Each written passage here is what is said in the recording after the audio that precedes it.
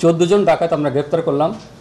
এদের টার্গেট থাকে প্রবাসীদের বাড়ি কিংবা মাঠের ভিতরে প্রত্যন্ত অঞ্চলে যেসব নির্জন জায়গাতে বাড়িগুলো আছে এবং যেসব বাড়িতে মূল্যবান সম্পদ পাওয়া যাবে সেইগুলো তারা টার্গেট করে। তো যা হোক, বাংলা বাজার ব্যর্থ হয়ে দেবিদ্বারে যখন রওনা দেয় তখন রাস্তায় আমাদের যে ডিবির টিম এবং দেবিদ্বার থানার টিম, তাদের যে চেকপোস্ট ছিল সেখানে একটি হায়েস কালো রঙের মাইক্রোবাস আটকিয়ে দেয় এবং আমরা যখন দুই পাশ দিয়ে এই ডাকাত দলকে আমরা ঘিরে ফেলি তখন তারা দ্রুত কেউ দরজা খুলে, কেউ হায়েস মাইক্রোবাসের গ্লাস ভেঙে বের হওয়ার চেষ্টা করে। কিন্তু যেহেতু আমাদের পুরোপুরি প্রিপারেশন ছিল, তারা কেউ পালাতে পারে নাই।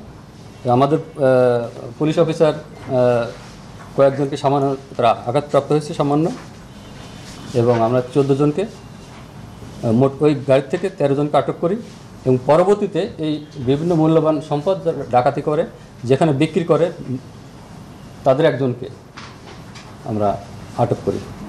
আমরা গাড়ি তল্লাশি করে গাড়ির ভিতর থেকে বেশ কিছু ডাকাতির কাজে ব্যবহৃত মালামাল আমরা উদ্ধার করতে পেরেছি। এর ভিতর আছে একটি স্টিলের চাপাতি, একটি বারযুক্ত চেইন, একটি নীল রঙের ব্যাগ যেটা লুণ্ঠিত মালামাল ক্যারি করার কাজে লাগে, একটি প্লাস্টিকের বস্তা এবং লুণ্ঠিত মালামালের ভিতরে 4 জোড়া স্বর্ণের কানের দুল, একটি স্বর্ণের আংটি, 1 জোড়া রূপার নুপুর, একটি স্বর্ণ রাখার ছোট লাল বক্স এবং তাদের কাছ থেকে নগদ 20,000 টাকা আমরা উদ্ধার করতে পেরেছি।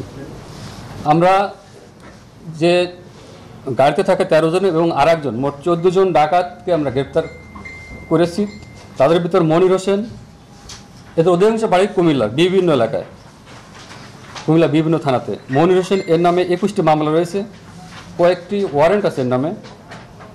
একজন শাহ আলম দুলাল, এই দুলাল হচ্ছে ডাকাত দলের সর্দার, এর নামে 26টা ডাকাতি সহ অন্যান্য মামলা রয়েছে। একজনের নাম মামুন, মাহবুব, আলমগীর, আল আমিন,